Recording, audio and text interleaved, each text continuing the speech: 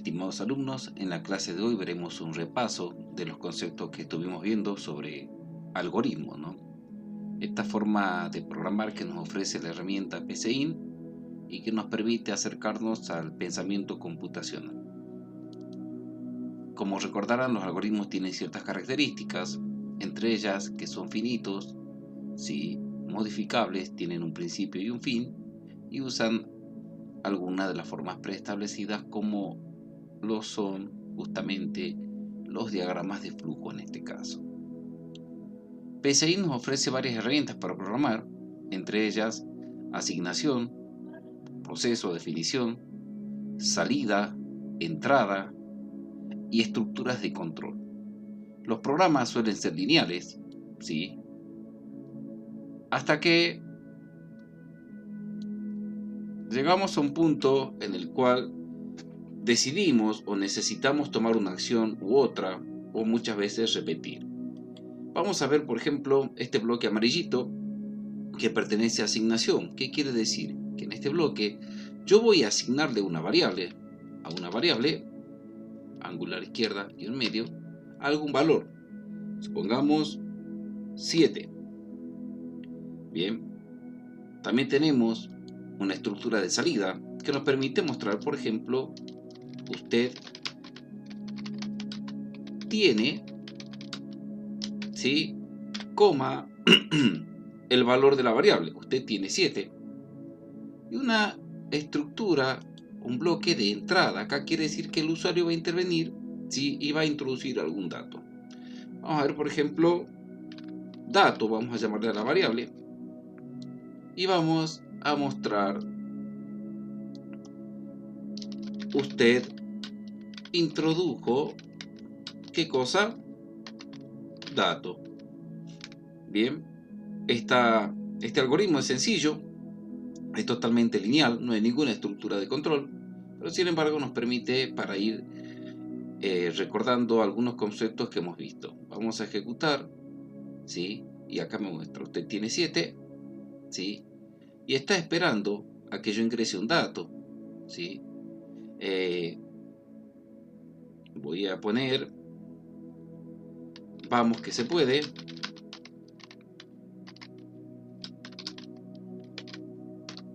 ¿sí? Y por último, esta instrucción me muestra, usted introdujo, vamos que se puede, el valor que introduje en este caso en el dato. Si recordamos, ¿sí?, la memoria RAM podría parecerse a un bloque de celdas de Excel, a un rango. A ver, vamos a ver acá, ¿sí? Si esto fuera RAM, recuerden que RAM es memoria de acceso aleatorio. Si esto fuera RAM, tal vez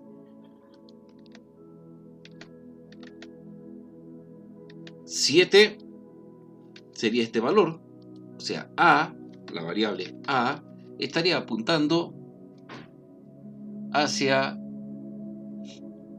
ese valor, ¿sí?, a ese valor en memoria. Y dato, como tal, estaría apuntando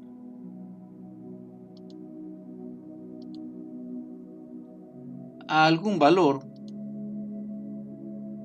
¿sí?, de RAM, solo que no sabemos, o de momento no tiene nada, sino que está a la espera de que el usuario introduzca algo. Esto sería, por ejemplo, el valor de A, 7, y el valor de dato, que está a la espera de que un usuario, como lo indica la flechita, introduzca algo. Bien, bueno, este bloque amarillo también nos permite procesar, hacer operaciones aritméticas y demás. Vamos a mejorar el algoritmo. Vamos a hacer algo un poco más divertido, ¿sí?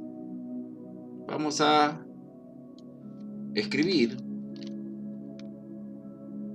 a mostrarle al usuario, eso sería, ¿sí?, un bloque de salida, ¿qué va a ver el usuario? ¿Sí? Introduzca su nombre. Bien. Y vamos a utilizar una entrada que se va a llamar nombre, una variable. Y vamos a utilizar una instrucción, borrar pantalla. ¿Sí? Como verán, esto no es ni entrada ni salida, es un proceso, lo usamos como tal, para posteriormente mostrar un contador. 3, esperar un segundo, vamos a mostrar 2, ¿sí? Acá vamos a borrar pantalla.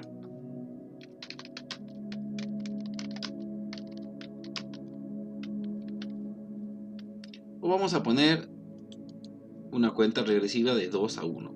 ¿Por qué? Porque sería demasiado largo el programa si es que no utilizamos las estructuras de control. ¿Sí? 2, 1. De nuevo, esperar un segundo.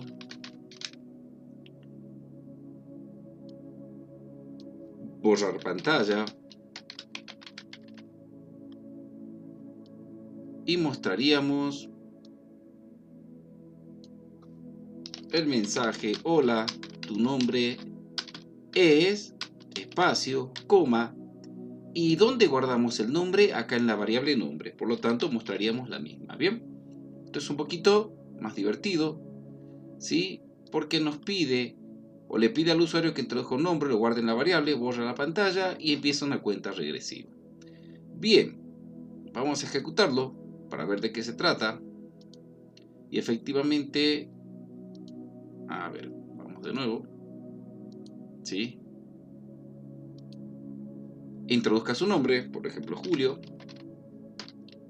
se borra la pantalla, empieza una cuenta regresiva y me saluda diciendo: tu nombre es Julio. Esa es una de las formas de programar, pero si tendría que hacer una cuenta regresiva de 10, ¿sí? De 20, de 100, imagínense la cantidad de código que tendría que repetir. Es aquí donde, por ejemplo, una estructura de control como el ciclo for nos viene como anillo al dedo. Vamos a decir que esta estructura cíclica, ¿sí? Vaya desde los números 5, restando en 1, hasta llegar a 1, y que los guarde en la variable i. Entonces, voy a hacer lo mismo que hacía hasta aquel momento. Voy a mostrar, voy a esperar un segundo, voy a borrar pantalla, pero esto ya no va a ser necesario.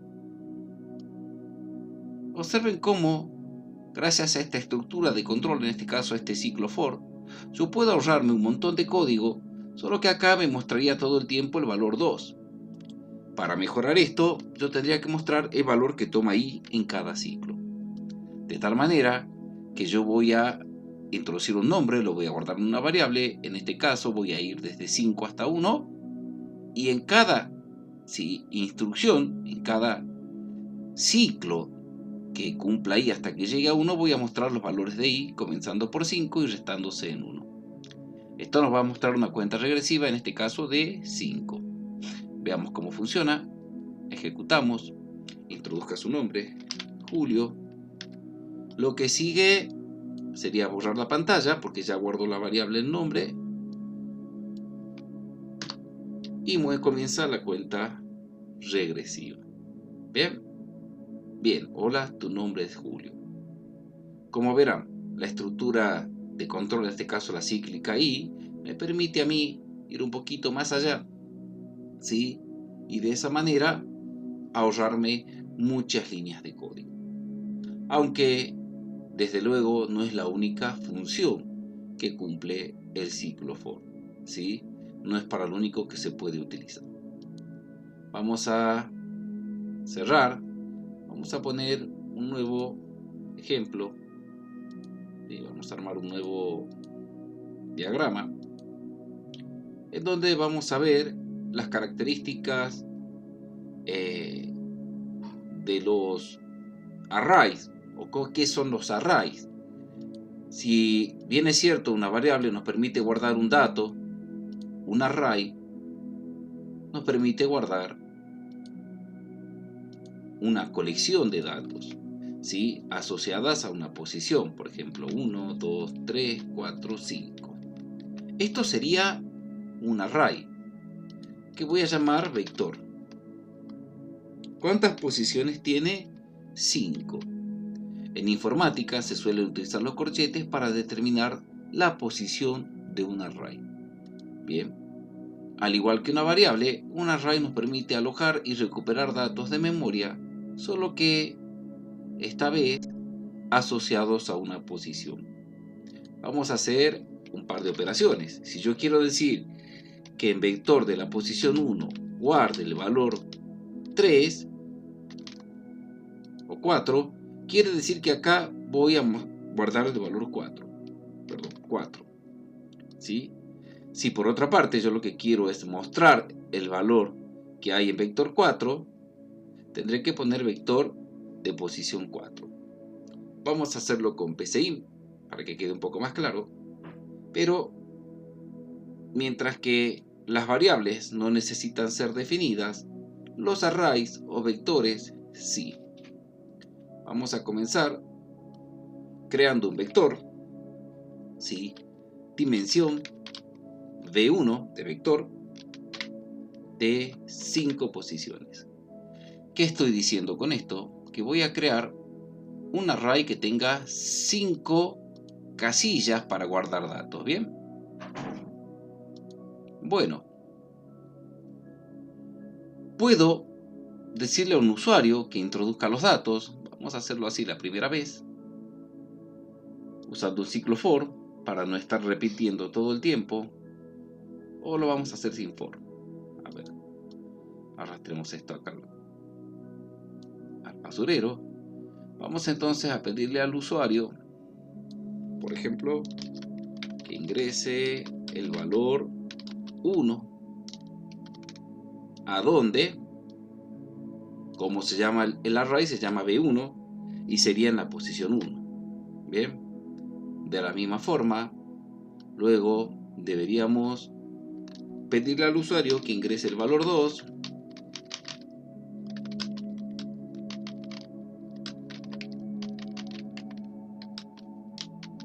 y bien, lo guardaríamos en la posición B2. Bien. Y por último, si quisiéramos mostrar los valores introducidos, podríamos usar una sentencia como esperar tecla. Esta instrucción detiene el programa hasta que pulse una tecla. Luego borro la pantalla y tendría que mostrar los elementos ingresados. B1 de la posición 1, coma, o no, vamos a hacer acá así. Y B1 de la posición 2. Bien. Observen que a pesar de ser súper sencillo, se hace bastante largo, aunque yo no completé los 5 espacios asignados a B1. Simplemente completé 2 porque sería demasiado largo. Bien, vamos a ver. Ejecutamos. Perdón, esto es B1. Observen que el vector se llama B1, no existe B2, por eso me marcó el error. Bien, ahora sí ejecutamos.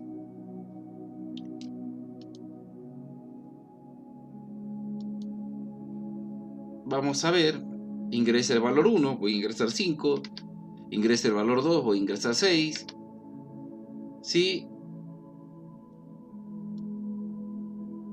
Me dice esperar tecla, claro, pero no mostré ningún mensaje, está esperando una tecla, presiono una tecla y me muestra 5 y 6 los valores introducidos. Sin embargo, el array tiene 5 elementos, pero sería muy largo hacer todo ese proceso. Para evitar hacer todo esto, puedo utilizar un ciclo for.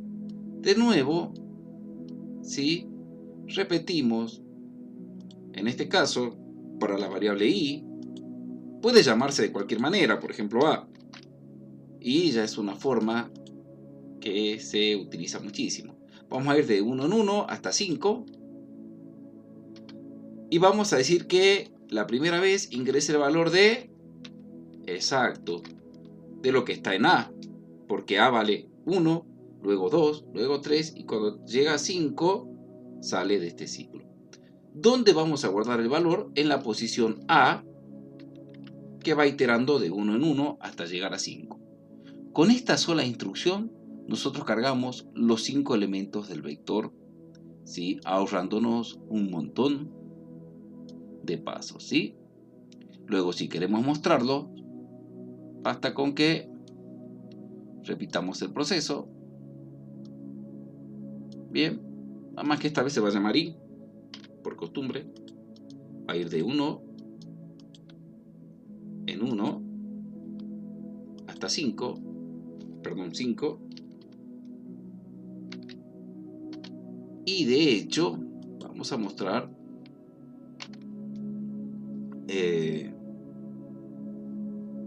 la posición de i, que es el que va iterando o cambiando.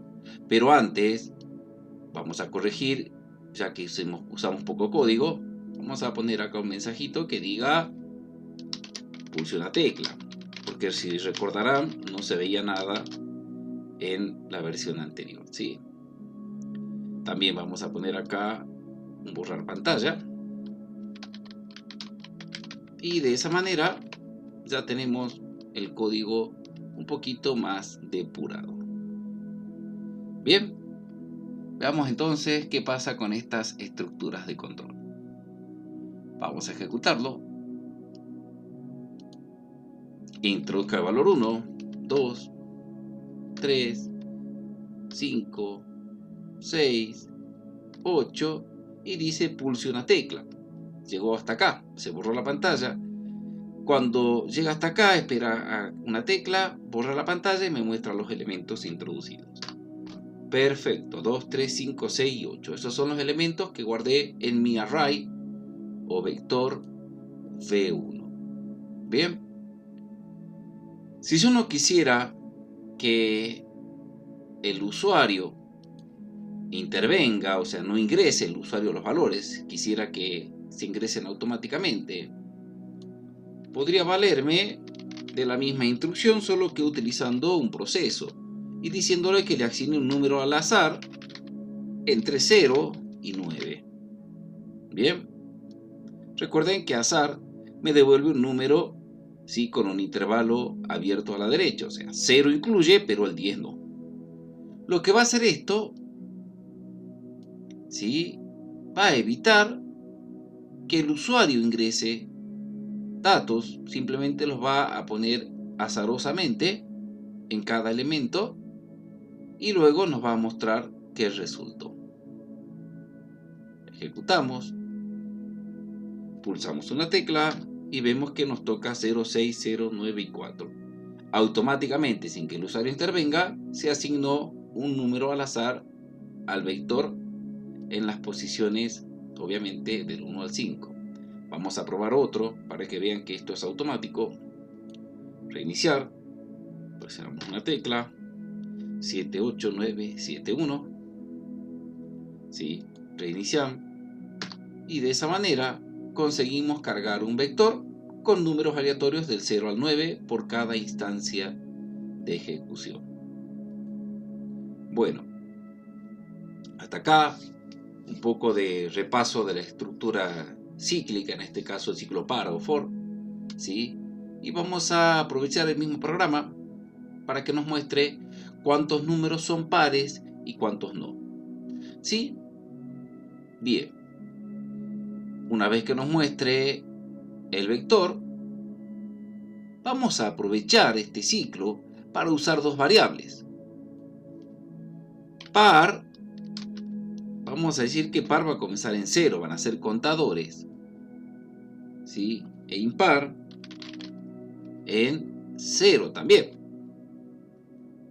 Entonces, vamos a aprovechar este ciclo para que a medida que nos muestre los elementos vaya contando cuántos son números pares y cuántos no. Bien, ¿cómo vamos a hacer eso? Hasta ahora esto no cambia en nada.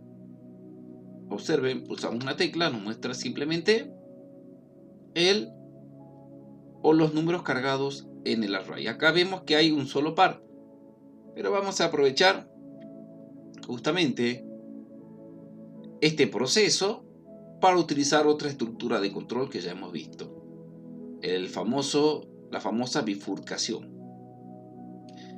La bifurcación, como lo dice su nombre, de acuerdo a una condición dada, toma un camino verdadero o uno falso. ¿Qué vamos a preguntar? Vamos a preguntar si el vector 1 de la posición i dividido 2, si el resto sería esto, de dividir este elemento entre 2, es par, o sea, es 0, en una división, por ejemplo, 4 dividido 2, de 2, 2 por 2, 4 al 4, 0, esto sería el resto. 5 dividido 2, de 2, 2 por 2, 4, al 5, 1, ya no sería 0, mod nos devuelve justamente el resto de una división. Si en este caso el resto es 0, vamos a sumarle a la variable par lo que había en par, o sea 0 la primera vez, más 1. Y por otra parte, a impar, si no es par, vamos a sumarle lo que había en impar, más 1. Terminado el ciclo, yo voy a tener la cantidad de elementos pares e impares que tiene nuestro vector. Pero claro, tengo que mostrarlos. ¿Sí? Elementos pares. ¿Dónde está? En la variable par.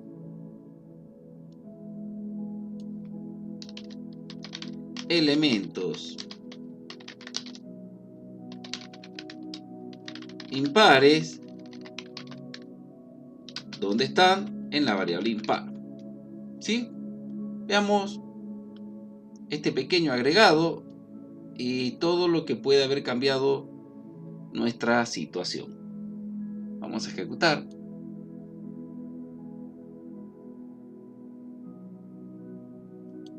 Perdón. Si es igual a 0 sería la condición. Sí, me había olvidado de poner el resto igual a 0. Vamos a pulsar una tecla y observen. Nos tiró los números 3, 9, 5, 3 y 1. Elementos pares, obviamente, ninguno, pero impares 5. Vamos a ejecutar. Vamos a reiniciar. Pulsamos una tecla. 3, 0, 7, 8, 8. Al 0 lo va a tomar como par. Entonces tenemos 1, 2, 3 pares y 2 impares. Está andando perfecto. De nuevo, ¿sí? 2 pares y 3 impares. De nuevo, ¿sí? En este caso hay un solo impar. Y como podemos ver, este código nos carga al azar un vector, ¿sí? Y luego, además de mostrar, determina, por un lado, si el resto de dividir cada elemento entre 2 es 0, nos muestra, le suma par 1 y en caso contrario, le suma impar también 1. Al final del ciclo, vamos a tener la cantidad de elementos pares e impares que se consiguieron en este proceso. Bueno, este es un repaso de las estructuras de control que hemos visto hasta ahora, ¿sí? El ciclo para y la estructura de control llamada bifurcación. Y vamos a aprovechar justamente lo que resta del video para ver una nueva. Presten mucha atención. Lo que viene es muy sencillo también. Así que vamos a crear un nuevo código. Nuevo. Vamos acá a nuestro algoritmo. Vamos a hacer un programa de suerte. ¿Sí? Vamos a decir, pulse una tecla para conocer su suerte. ¿Sí? Eso va a ser lo primero que va a aparecer. obviamente vamos a necesitar una instrucción, pulsar tecla, ¿sí? Vamos a borrar pantalla. Perdón, acá no es pulsar, es esperar tecla. Esto me daría error. Esperar tecla, ¿sí? Borrar pantalla. Vamos a hacer una cuenta regresiva, ¿bien? Para que quede bonito, usando de nuevo i, que vamos de 3, restando de en 1 hasta llegar a 1, y que nos muestre de hecho i, que por cada vez que nos muestre i, espere un segundo, y posteriormente que borre la pantalla. Bien, hasta esta instancia simplemente hacemos una cuenta regresiva. Pero claro, observen qué voy a hacer. Voy a usar una variable, suerte por ejemplo, y le voy a asignar un número al azar entre 1 y 3. 1 y 3. Así como está asignado, le estoy diciendo que me tire un número entre 0 y 2. Pero si a ese resultado le sumo 1, si sale 0 va a ser 1, si sale 2 va a ser, al 1 va a ser 2, y si sale 2 va a ser 3, voy a conseguir un número entre 1 y 3. Bien, ¿qué voy a hacer? Esta mañana un alumno, sí, de la secundaria, hizo este código y me gustó bastante porque le pedí un array y muy inteligentemente utilizó esta estructura de control que se llama selección múltiple. Esta selección múltiple nos ahorra el hecho de preguntar si tal cosa es verdad o no, preguntar de nuevo si tal otra cosa es verdad, y así serían ciclos o bifurcaciones dentro de otras. Bien, acá vamos a decir, vamos a evaluar suerte, ¿sí? Esto es lo que se va a evaluar.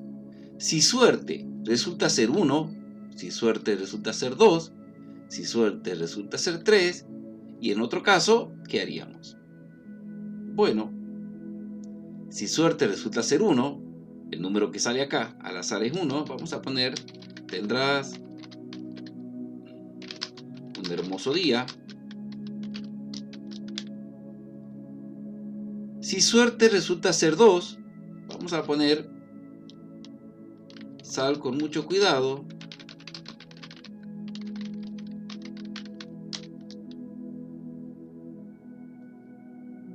Y si suele ser 3, quédate en casa. En el peor de los casos, si no es ninguno de los otros, sabemos que no puede ser porque esto siempre va a tirar un número entre 1 y 3, pero bueno, podríamos poner error numérico, ¿sí?